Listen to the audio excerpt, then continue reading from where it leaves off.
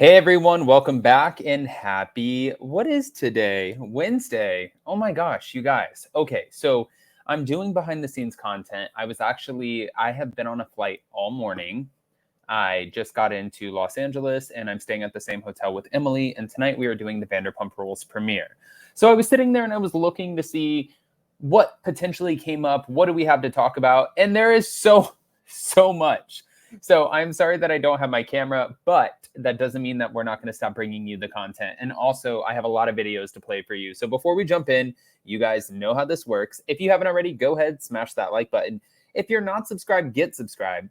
Don't forget to hit that notification bell. And also, if you're not a member of the channel, well, go ahead and sign up for our memberships because I am bringing you all the extra fun from this trip. Here we go.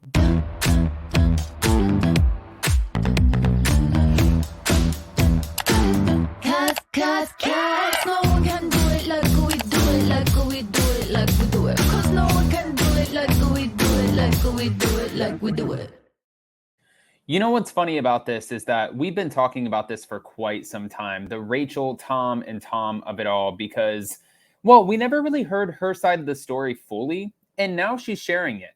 So according to Reality Blurb, Raquel is claiming that Tom Schwartz knew about her affair with Tom Sandoval since the very beginning. She actually if you listen to her podcast, she revealed the bizarre phone call from Sandoval after they first hooked up.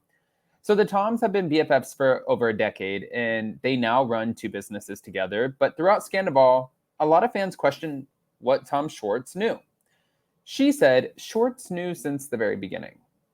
I got a phone call from Tom Sandoval the next morning after we hooked up for the first time, and my mind was racing. He was at Tom Schwartz's apartment.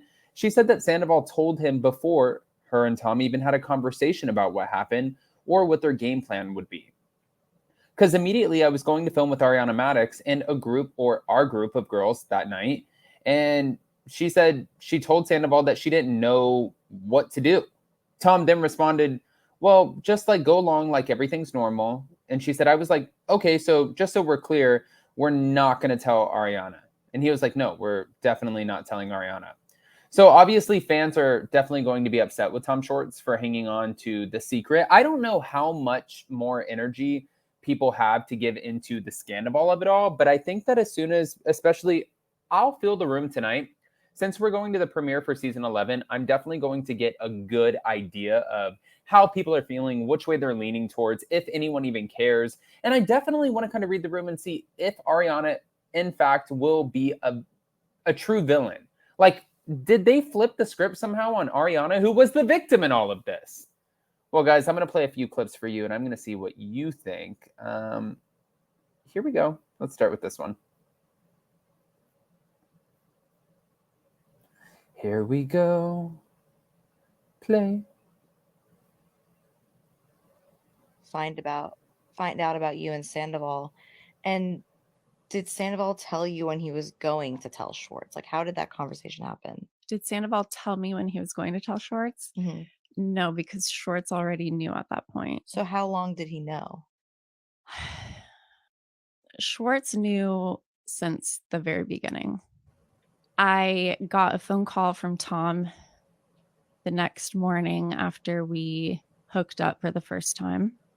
And my mind was racing. I was feeling so much guilt and shame about it. And I finally got a phone call from Sandoval, and he was at Schwartz's apartment when he called me.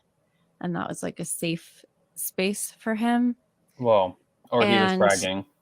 So Schwartz knew before we even had a conversation to talk about it and what the game plan was going to be. Because immediately I was going to film with Ariana and our group of girls that night.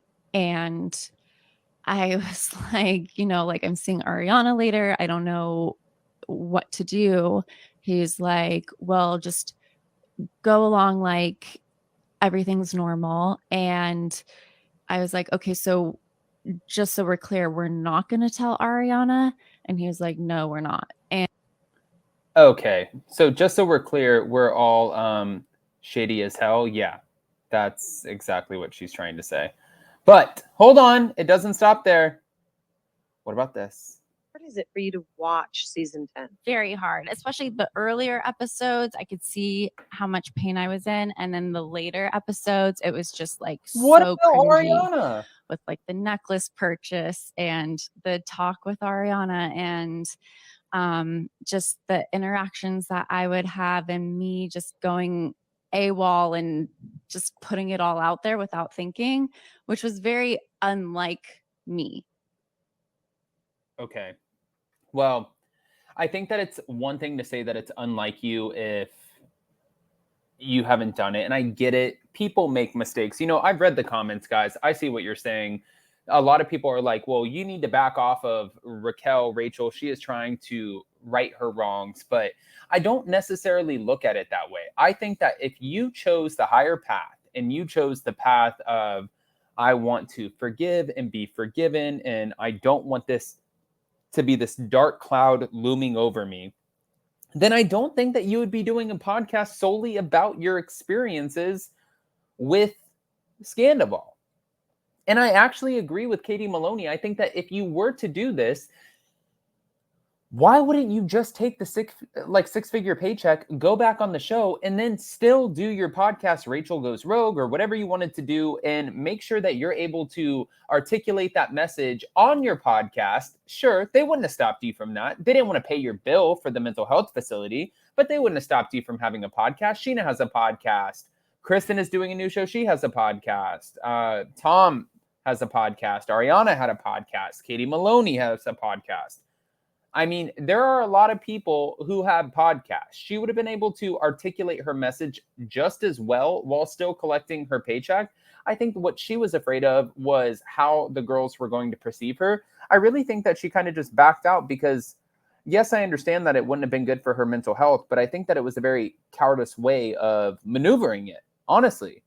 And, you know, I'm not there. I don't know, but you have Lala who's saying, I have a lot of respect for somebody like Tom Schwartz or Tom Sandoval who actually showed up to film when he could have ran.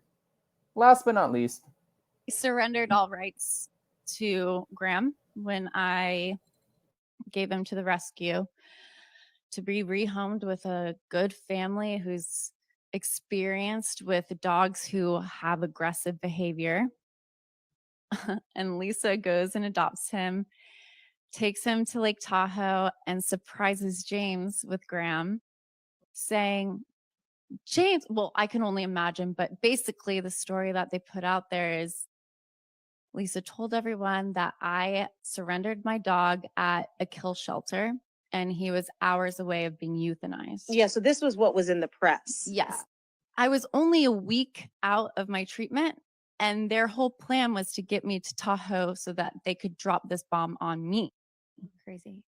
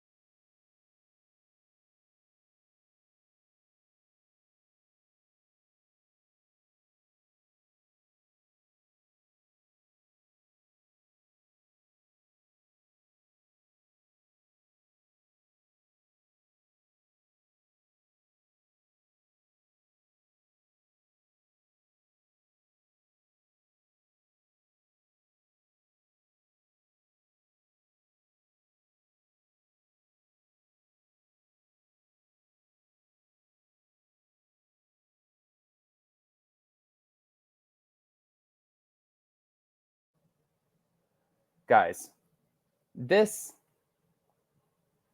I don't know. I mean, I don't know how much of it I believe. I want to hear what you guys think. Go ahead and comment below. Pop off in the comment section. Also, thank you guys again for bearing with me because I am not at home. So obviously, you know, I'm not going to have my camera on. I don't want to use my MacBook camera, and I'm using my headphones, but smash that like button, show some love, comment below, let me know what you think. And yeah, I'm going to be recording the members only. See you soon. Bye.